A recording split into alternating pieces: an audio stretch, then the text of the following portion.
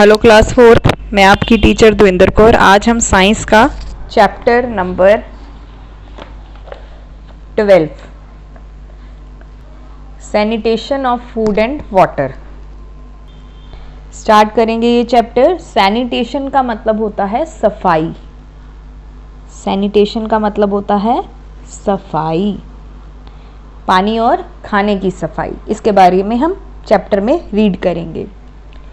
Mixing of disease germs in food and water spoils them. अगर हमारे खाने में और पानी में जर्म्स मिक्स हो जाते हैं तो खाना और पानी दोनों खराब, स्पॉइल का मतलब खराब हो जाता है। ठीक है, मीनिंग्स आप साथ के साथ लिख सकते हैं।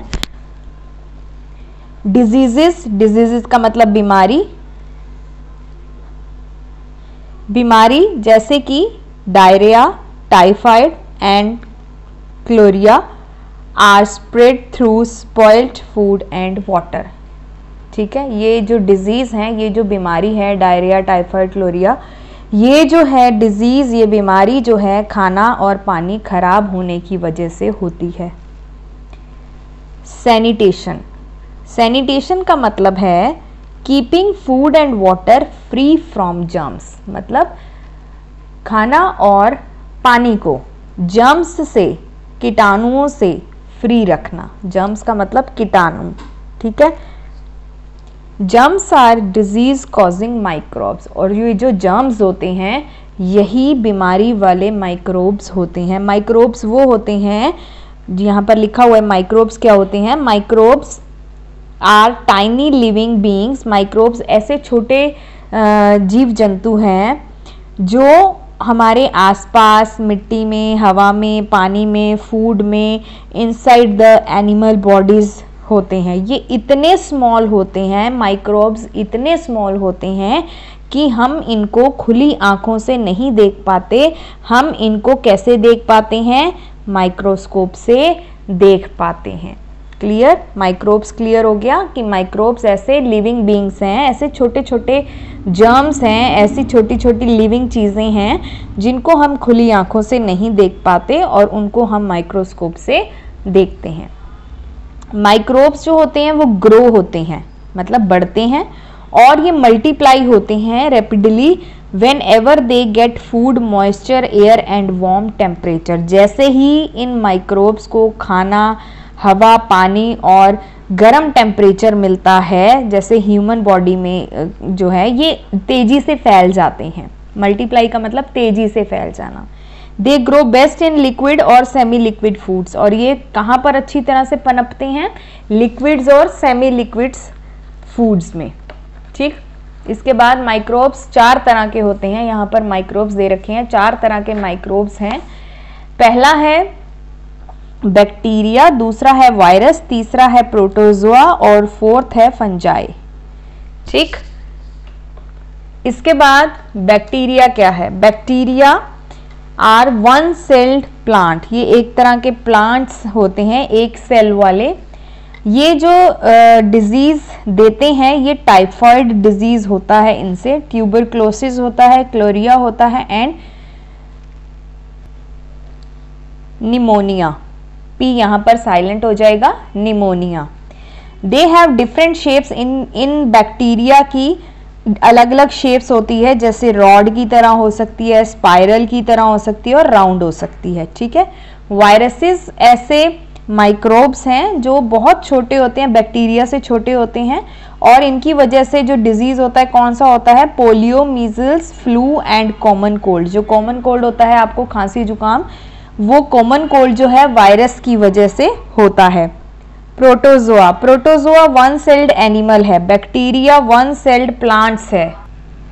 दे कॉज डिजीज, इनकी वजह से जो बीमारी होती है वो मलेरिया एंड डायसेंट्री होती है। Fungi, fungi are tiny plants. ये छोटे छोटे प्लांट्स होते हैं और ये ग्रो होते हैं डिकेइंग मैटर, जो सड़ता गलता मटेरियल होता है उसके ऊपर। कैन कॉज डिजीज, इनकी वजह से रिंगवॉर्म और स्केबीज बीमारी होती है। यहाँ पर ये डायग्राम्स हैं, आप देख सकते हैं। ठीक, bacteria, virus, protozoa and fungi. ठीक, नेक्स्ट पेज की तरफ चलते हैं। सम माइक्रोब्स जैसे यीस्ट बैक्टीरिया में बी यूजफुल टू मैन। अब ये यीस्ट जो है और कुछ बैक्टीरिया ऐसे हैं जो हमारे लिए अच्छे हैं, ठीक है, यूजफुल हैं।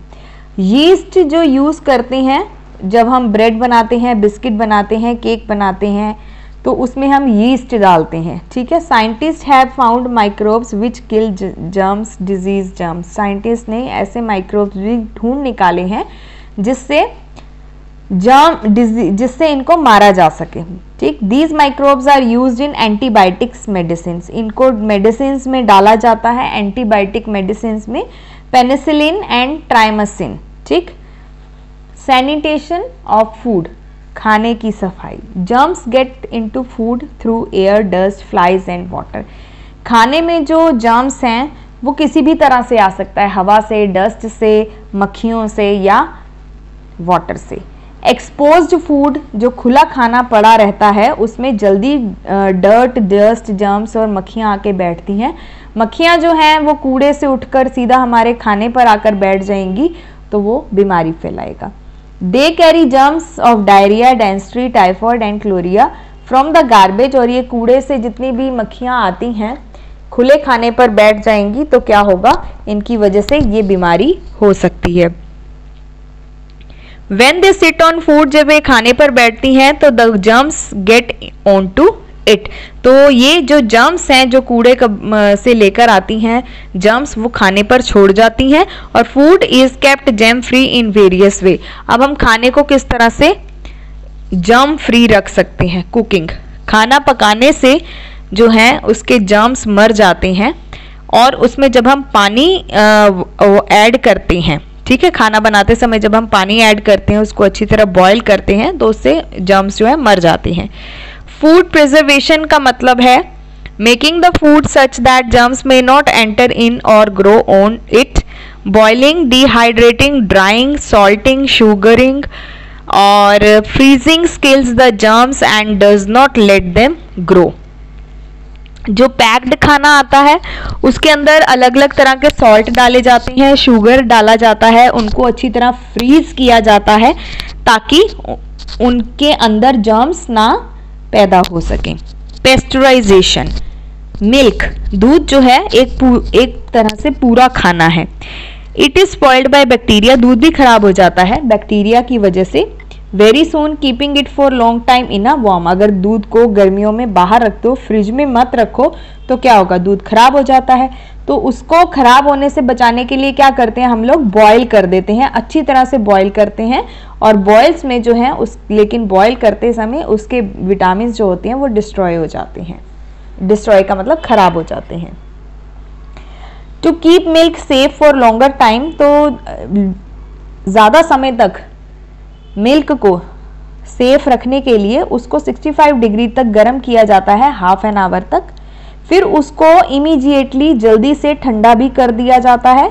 Then it is packed in air tight container, जो आपके बंद डिब्बों में दूध आते हैं ना वो इसी तरह पैक होके आते हैं। उसको 65 डिग्री तक आधे घंटे तक उबाला जाता है, उसी समय उसको ठंडा कर दिया जाता है। फिर उसको एयर टाइट कंटेनर्स में या पॉलीपैक्स में, ठीक है, अमूल वगैरह के जो दूध आते हैं वो पॉलीपैक्स में पैक होके फिर उसको फ्रिज में रख दिया जाता है। इस प्रोसेस को जो बोलते हैं पेस्चराइजेशन बोलते हैं। Most of the germs can not bear long heat, ज़्यादातर जो जर्म्स हैं वो बहुत तेज़ हीट नहीं बर्दाश्त कर सकते और उसको एकदम से ठंडा कर देने से वो मर जाते हैं। तो न्यूट्रिएंट्स ऑफ मिल्क और मिल्क के न्यूट्रिएंट्स इस तरह से, और न्यूट्रिएंट्स और विटामिन्स बचे रह जाते हैं, सेफ रहते हैं। इसके बाद नेक्स्ट पेज की तरफ चलते हैं, page 82। Food should always be covered, खाने को हमेशा ढक कर रखो। It should be kept in clean air, इसको क्लीन एयर टाइट कंटेनर, खाने को हमेशा साफ सुथरे बर्तन में रखो, ठीक, और ताकि उसमें जर्म्स जो हैं मॉइस्चर ना आ सके। Take care in handling food, जब आप खाने को हैंडल करते हो। If food item is fallen, जैसे अगर आपने किसी भी खाने की चीज़ को पकड़ रखा है और वो गिर जाए और बिखर जाए ज़मीन पर, तो उसको साफ खाने के साथ मिक्स ना किया जाए, उसको अच्छी तरह धो लिया जाए और बाद में उसको रखा जाए। Do not eat cut fruits, कटे हुए फ्रूट्स नहीं खाने चाहिए। And food expose to dust, क्योंकि उनमें डस्ट और मक्खियाँ बैठने का डर रहता है, ठीक, इसके बाद आता है sanitization of water, sanitation of water. Sources of drinking water, अब हमें पीने का पानी कहाँ कहाँ से मिलता है, सोर्स का मतलब कहाँ कहाँ से मिलता है। रेन वाटर कलेक्ट हो जाता है कहाँ कहाँ, नदियों में, पॉन्ड्स में, रिवर्स में, सीज, समुद्र में, ये सारा पानी रिवर रेन का जो पानी है इकट्ठा हो जाता है। और कुछ जो है ज़मीन के अंदर, सीप का मतलब धीरे धीरे ज़मीन के अंदर चला जाता है और उसको अंडरग्राउंड वाटर बोलते हैं। It can be obtained through handpumps, और उसको फिर हम बाद में हैंडपम्प्स और कुओं से निकाल सकते हैं। When rain water flows on the ground, जब रेन वाटर जो बारिश का पानी है वो ज़मीन पर आता है तो उसके साथ बहुत सारी इम्प्यूरिटीज़, गंदगी, डर्ट, गार्बेज और जर्म्स मिक्स होते हैं। इसलिए पानी जो है नदियों में और पॉन्ड्स में जो होता है उसको डायरेक्ट पिया नहीं जाता। द वाटर विच सीव्स, जो ज़मीन के अंदर धीरे धीरे चला जाता है, ground passes through the different layers of ground, many impurities are filter, तो जो ज़मीन के नीचे जाता है पानी वो धीरे धीरे अब्जॉर्ब होके ज़मीन के नीचे जाता है तो उसमें इम्प्यूरिटीज फिल्टर हो जाती हैं, इसलिए it is safer to drink. इसलिए वेल वाटर का जो पानी है वो सेफ है, लेकिन पूरी तरह से सेफ नहीं है, but it is not completely safe. कुएं का पानी पूरी तरह से सेफ नहीं है। More over it is contaminated by people, और लोगों की वजह से या एटमॉस्फेयर की वजह से वो गंदा भी होता है। Types of impurities in water, क्या क्या गंदगी है पानी के अंदर। पहली, फ्लोटिंग इम्प्यूरिटीज़, जो पानी की ऊपर वाली सतह पर इम्प्यूरिटीज़ गंदगी होती है। लाइटर सस्पेंडेड इम्प्यूरिटीज़, जो पानी के ऊपर हवा से जो आ जाती है वो lighter suspended impurities. Heavier suspended impurities which settle at the bottom on standing, और जब पानी एक जगह इकट्ठा हो जाता है तो इकट्ठा होकर जब पानी के नीचे गंदगी बैठ जाती है वो भी एक तरह की गंदगी होती है पानी में। सोल्यूबल, और जो चीज़ें पानी में मिक्स हो जाती हैं, जैसे सॉल्ट इन सी वाटर, कुछ सॉल्ट ऐसे होते हैं जो बोन्स के लिए अच्छे नहीं होते और वो भी पानी में मिक्स हो जाते हैं, तो सॉल्ट का तो हमें पता ही नहीं चलता। इसलिए ये जो 4 इम्प्यूरिटीज हैं ये पानी की गंदगी है। इसके बाद हम रीड करेंगे नेक्स्ट पेज पे, purification of water for drinking. ठीक, फिल्ट्रेशन और बॉइलिंग। फिल्ट्रेशन का मतलब छानना, ठीक है, और बॉइलिंग का मतलब उसको गर्म करना। Water for immediate domestic use is purified in this वे, तो फिल्टर और बॉइलिंग करके हम घर में पानी को यूज कर सकते हैं। इम्प्योर वाटर जो होता है, जो पानी साफ नहीं होता, उसको फिल्टर करते हैं अलग अलग लेयर से। ठीक है, यहाँ पर देख सकते हो, जैसे यहाँ पर पानी डाला, पानी के नीचे ये ग्रेवल का मतलब पत्थर हो गए, ये सैंड का मतलब मिट्टी है, और पानी में जो ऊपरी लेयर पे जो इम्प्यूरिटीज होती हैं वो गंदा पानी। अब ये धीरे धीरे धीरे धीरे फिल्टर होकर यहाँ पर क्लीन वाटर इकट्ठा हो जाएगा, तो इस तरह से पानी को भी छाना जा सकता है।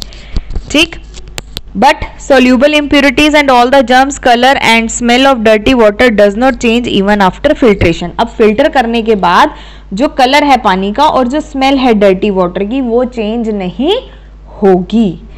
टू मेक देम दिस, अब इन चीज़ों को हटाने के लिए इसको बॉईल करा जाता है। पानी को 10 मिनट तक बॉईल करो ताकि सारे जर्म्स मर जाएं, और पानी ठंडा करके यूज़ करो। If the water is taken from the clean deep well, अगर किसी कुएं से पानी लिया गया है तो पहले उसको थोड़े से अमाउंट में को उसके chemical like potassium permanganate, bleaching powder या क्लोरीन टैबलेट डालकर उसको साफ करो।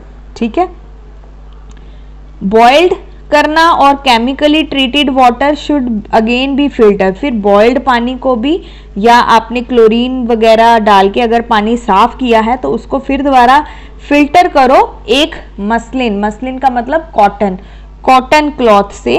ठीक है, और फिर उसको ढक दो। सिटी में, शहरों में जो पानी का सप्लाई होता है वो कैसे होता है?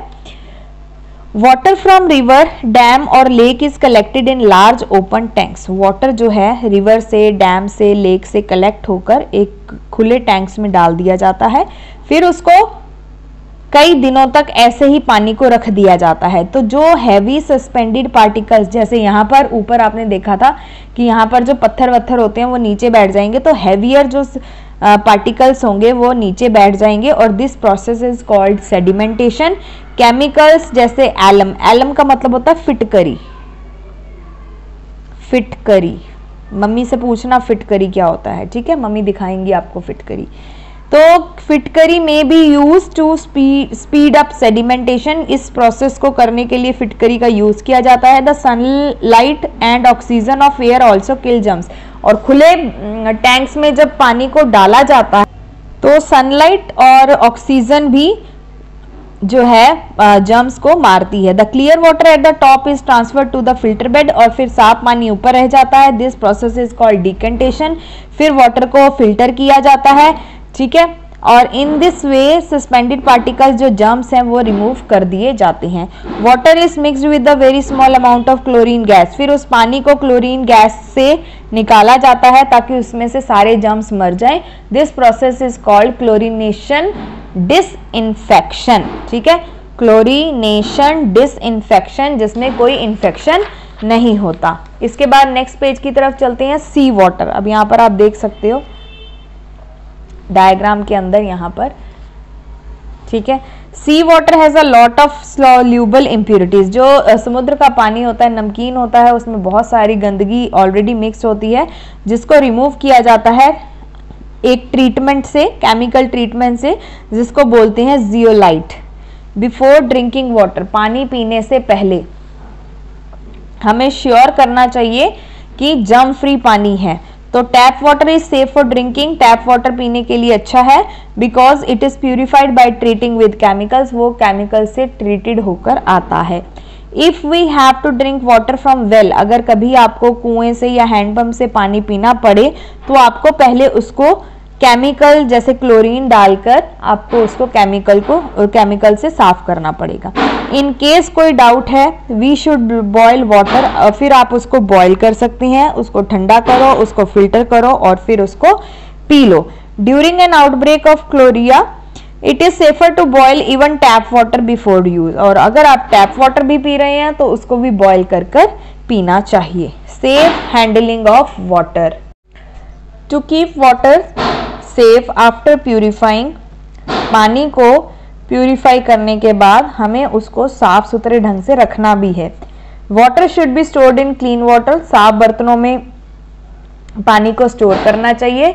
It should be change daily, उन बर्तनों को साफ करना चाहिए, साफ हाथों से पानी को टच करना चाहिए, और पानी निकालने के लिए जो है इस तरह से बर्तन यूज करना चाहिए, ठीक है, डायरेक्ट हाथ डाल के पानी नहीं देना, ठीक है, अगर हाथ गंदे होंगे तो पानी भी गंदा हो जाएगा। डिस्टिलेशन, ये डायग्राम आपको अपनी नोटबुक में बनाना है, तो इसमें लिख लो कि डायग्राम को बनाना है नोटबुक में। डिस्टिलेशन जो होता है, to remove soluble impurities from water it is distilled, पानी में मिक्स जो इम्प्यूरिटीज गंदगी होती है उसको रिमूव करने के लिए डिस्टिल्ड किया जाता है। Boiling of water into water vapour, देखो मैं इसको सिंपल तरीके से आपको समझाती हूँ। पानी लो, उसको बॉयल करो, अच्छी तरह से उसको बॉयल करो, जो उसकी भाप होगी ना, भाप भी क्योंकि पानी बन जाती है, जो वाटर वेपर होते हैं वो भी पानी होता है, तो वो ये भाप यहाँ से इकट्ठी होकर वो जो पानी बन जाएगा वो यहाँ पर इकट्ठा हो जाएगा, तो वो आपका डिस्टिल्ड वाटर कहलाएगा। Clear? Water obtained after distillation is called distilled water. Distilled water is the purest form of water, ये प्योर फॉर्म ऑफ वाटर होता है, इसके अंदर कोई जर्म्स नहीं होते, कोई गंदगी नहीं होती, इसलिए इस वाटर को मेडिसिन में यूज किया जाता है, क्योंकि उस मेडिसिन और इंजेक्शन में यूज किया जाता है क्योंकि इसमें कोई इन्फेक्शन नहीं होता। डिस्टिल्ड वाटर जो होते हैं वो पानी पीना के लिए सेफ नहीं होते, वो उस पानी को पिया नहीं जाता क्योंकि उसमें कोई मिनरल्स नहीं होते। अलॉन्ग विद इट्स इम्प्यूरिटीज, जब हम ये प्रोसेस करते हैं ना डिस्टिल्ड वाटर बनाने के लिए, तो इसमें से इसके जितने यूजफुल मिनरल्स होते हैं ना, जो अच्छे पानी के गुण होते हैं ना, जो अच्छी चीजें होती हैं, वो भी पानी से रिमूव हो जाती है, इसलिए इस पानी को पीना यूजलेस होता है। सेव वाटर, पानी बचाओ। Many of you get water from the house or public taps, हम लोगों को घरों में पानी जो मिलता है वो पब्लिक टैप से भी मिलता है। You do not have to go long distance to fetch water, fetch का मतलब निकालना, जैसे गांव वगैरह में जैसे पानी दूर दूर से लेने जाते हैं, उस तरह से हमें पानी नहीं लेने जाना पड़ता, हमें घर में ही पानी मिल जाता है टैप से, है ना।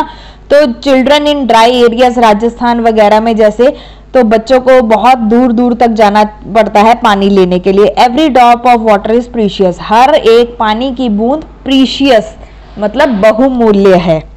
It is tiresome to purify water, इसको प्यूरिफाई, पानी को प्यूरिफाई करना भी बहुत जरूरी है। It involves a lot of effort, इसके लिए बहुत मेहनत करनी पड़ती है। We must not waste water, हमें पानी वेस्ट नहीं करना चाहिए। If we do not save water, अगर हम पानी को बचाएंगे नहीं तो जल्द ही पानी खत्म हो जाएगा, हमारे पीने लायक नहीं बचेगा। तो यहाँ पर फिनिश हो गया आपका चैप्टर नंबर 12। ठीक है, ये आपके समरी पॉइंट्स हैं, समरी पॉइंट्स, इसको फटाफट से रीड कर लीजिए। जो पूरे चैप्टर में हमने रीड करा है वो यहाँ पर आप समरी पॉइंट्स में रीड कर सकते हैं। इसके बाद नेक्स्ट पेज पर है आपका एमसीक्यूज, इसको हम क्लास में करेंगे, और ट्रू फॉल्स हैं, देन टिक द करेक्ट है, देन क्वेश्चन आंसर है, और ये डायग्राम जो है यहाँ पर जो मैंने आपको बोला था वो इम्पोर्टेंट है, पेज नंबर 85 पे ये वाला डायग्राम आपको अपनी नोटबुक्स में बनाना है। ठीक है, तो यहाँ पर आपका चैप्टर 12 फिनिश होता है by your teacher Dwetar Kaur. अगर कोई डाउट हो then do message me on my WhatsApp number. Till then take care.